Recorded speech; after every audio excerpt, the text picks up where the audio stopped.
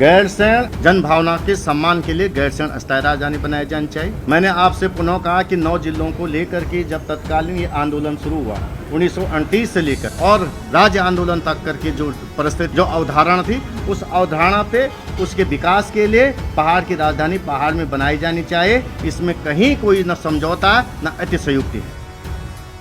उत्तराखंड का राज्य की राजधानी पूर्ण राजधानी गैरसैंण के अंदर हो और अगली बार विधानसभा के सभी सत्र शासकीय और प्रशासकीय कार्य पूरी तरह से गैरसैंण से संचालित हो। देखिए, जो राज्य की रजा जयंती को लेकर विशेष सत्र आहूत किया गया है, उसको लेकर के विधानसभा के अंदर मुझे बोलने का मौका मिला। मैं ये जरूर कह सकता हूँ कि इस मौके पे जिन लोगों ने इस राज्य को बनाने के लिए अपनी शहादत दी, उनको श्रद्धांजलि। जिन आंदोलनकारियों ने और जनमानस ने इस प्रदेश को बनाने में अपना संघर्ष किया, अपना योगदान दिया और जेल गए ज्ञात नहीं सही, उनको भी मैं कोटि कोटि धन्यवाद और साधुवाद देना चाहता हूँ। लेकिन जिस उद्देश्य के लिए राज्य बना, मैं मुख्य रूप से विधानसभा के अंदर जिन चीज़ों को लेके कहना चाह रहा था, इस राज्य की उद्देश्य पूर्ति, उम्मीद और विफलताएं, क्योंकि 25 सालों में इसके जो जीवंत यात्रा रही उसमें बहुत सारे काम हुए और जिन लोगों को नेतृत्व मिला है, जनसेवा का मौका मिला, उन तमाम लोगों ने प्रदेश के विकास में अपना योगदान दिया। उसको मैं कम नहीं आंक रहा हूँ। लेकिन ये जरूर मैंने कहा है कि जिस उद्देश्य के लिए लोग चाहते थे कि ये राज्य बने और जो शासन प्रशासन लोगों से दूर है वो उनके पास हो, इस प्रदेश का ऐसा मुख्यमंत्री बने जो यहाँ के रहन सहन, खान पान, कला, भाषा, बोली, संस्कृति, यहाँ के गाड़ धार, यहाँ की सामाजिक, आर्थिक, प्राकृतिक, धार्मिक और भौगोलिक परिस्थितियों से रूबरू हो और उसको लेकर के। लेकिन दुर्भाग्य रहा कि पहली बार मुख्यमंत्री के रूप में ऐसे,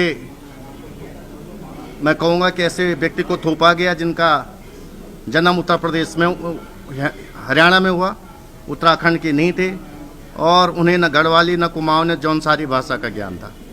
जिस वजह से ये सबसे बड़ा दुर्भाग्यपूर्ण है कि आज इस भवन के अंदर विधानसभा चल रही।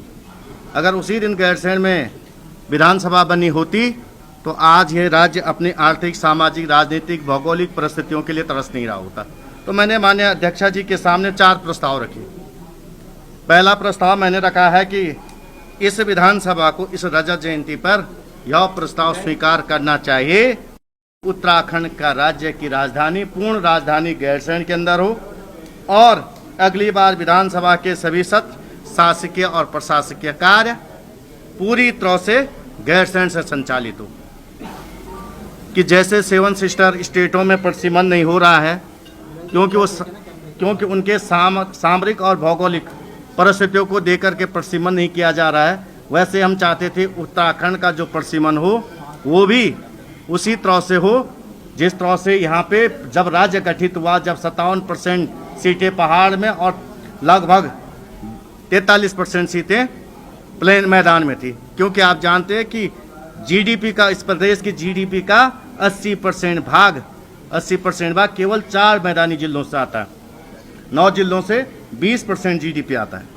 इसको लेके मैंने कहा है कि हमें सोचना चाहिए, जिस प्रदेश का 85.6% भूभाग पहाड़ी हो और 14.4% भूभाग मैदानी हो, ऐसी स्थितियों में सामाजिक, आर्थिक और राजनीतिक विषमताएं नहीं होनी चाहिए। इसको लेके मैंने एक कहा है। तीसरा प्रस्ताव मैंने माननीय अध्यक्ष जी के सामने रखा है। आपका क्या कहना है? देखिए, गैरसैंण जन भावना के सम्मान के लिए गैरसैंण अस्थायी राजधानी बनाई जानी चाहिए। मैंने आपसे पुनः कहा कि 9 जिलों को लेकर के जब तत्कालीन ये आंदोलन शुरू हुआ 1938 से लेकर और राज्य आंदोलन तक करके जो परिस्थितियाँ और जो अवधारणा थी, उस अवधारणा पे उसके विकास के लिए पहाड़ की राजधानी पहाड़ में बनाई जानी चाहिए। इसमें कहीं कोई न समझौता न अतिशयोक्ति है। जी, माननीय अध्यक्ष जी, ये ऊर्जा प्रदेश है, ये जल प्रदेश है और मेरी विधानसभा में सबसे ज़्यादा पावर प्रोजेक्ट लगाए जा रहे हैं। मैं आपको ये ज़रूर कह रहा हूँ कि पहाड़ों के सीने चीरे जा रहे हैं, लेकिन आज 10 साल पहले कोई नहीं सोच सकता कि पहाड़ में पैसा दे के पानी पीना पड़े, लेकिन आज पैसा दे के भी पानी नहीं मिल रहा। तो मेरा ये मांग सरकार से थी और मैं चाहता सदन से ये प्रस्ताव पास किया जाए, ऊर्जा और जल प्रदेश में पहाड़ के लोगों को फ्री बिजली पानी मिलना चाहिए। व्यावसायिक गतिविधियों के लिए 50% सब्सिडी और मैदानी भाग में 50% की सब्सिडी बिजली और पानी में दी जानी चाहिए। ये मैंने तीसरी बात रखी। चौथी बात मैंने कहा है कि संपूर्ण उत्तराखंड का जो पहाड़ी क्षेत्र है वो बहुत विषम परिस्थितियों से है, बहुत भौगोलिक और विषम परिस्थितियाँ बहुत भिन्न है।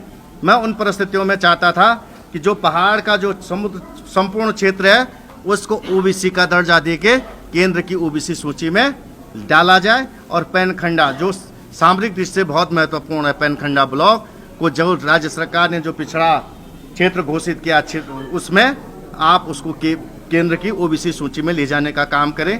इन चीज़ों को लेकर के मैंने जरूर कहा है, क्योंकि इस राज्य का विकास है जो मैदानी जिलों की विधानसभाओं के चश्मे से नहीं देखा जा सकता। आपकी इस पर क्या राय है, हमें कमेंट कर जरूर बताएं। इसके साथ ही आप हमारे YouTube चैनल को सब्सक्राइब कीजिए। आप हमें Facebook, Instagram, Twitter पर फॉलो भी कर सकते हैं, और संवाद 365 के साथ एक क्लिक में जुड़ने के लिए डाउनलोड कीजिए संवाद 365 ऐप।